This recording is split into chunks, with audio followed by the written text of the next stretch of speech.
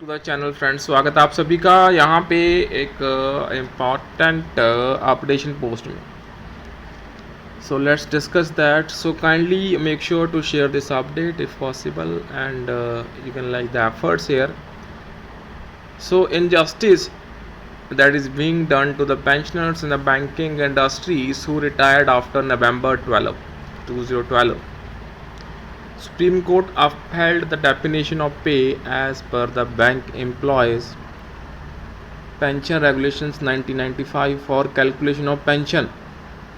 In the judgment pronounced on 13th of February 2018, White Canara Bank versus Savitri Benu Gopal.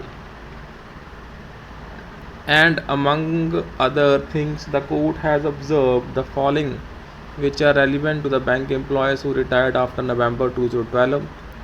So there cannot be two pay scales, that is one for the purpose of calculation of salary, the other for calculation of pension. In other words, the pay taken for calculation of salary should be reckoned for the purpose of pension also. And in case of employees retired on or after 1st November 2012, the bank had introduced a new pay called special pay, which was eligible for payment of DA etc., but keep it out of the preview for calculation of pension for retirees under the 10th bipartite settlement with a clause as under quote special allowance with effect from 1st November 2012. With effect from 1st November 2012, officers shall be paid special allowances as under, that is scale 1 to 3 7.75 percentage of basic pay plus applicable dearness allowance thereon, scale 4-5, that is 10% of basic pay plus applicable dearness allowances thereon, scale 6-7 11% of basic pay plus applicable dearness allowances thereon. So note, the special allowance with applicable DA. So the said Honorable Supreme Court judgment has very clearly laid down that the above system of paying two pay scales, one for the purpose of calculating salary and the other one for calculation of pension, is illegal.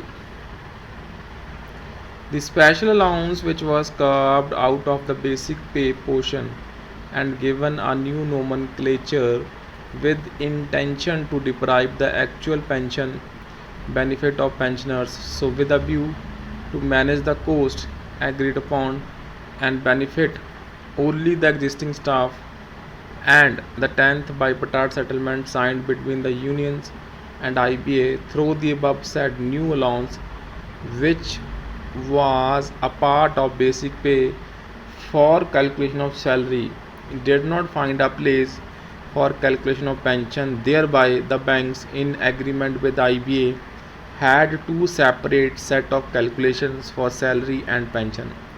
So now the Honorable Supreme Court has held that there cannot be two separate calculations for salary and pension. The banks have to include the new allowance paid. So the act of introducing two separate scales for calculation of salary and pension has resulted in reduction of pension payment to the retired bank employees, which also resulted in recovery of pension paid to the pensioners according to the earlier settlement. So normally the revision of salary for employees of insurance sector is on the same pattern followed in banking industry, as both banking and insurance come under the same finance ministry, but strangely this injustice has been avoided in the insurance sector wage revision. The Honorable Supreme Court judgment now provides relief to the pensioners.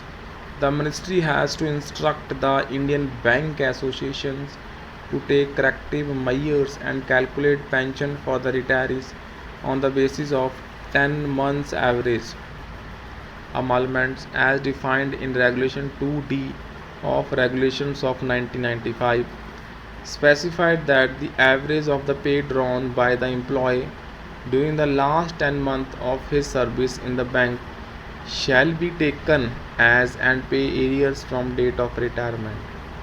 So with this, the retired bank employees will get a refund of recovery made on illegal recovery of pension, get the basic pension refixed at legitimate levels, get arrears on gratuity commutation of pension.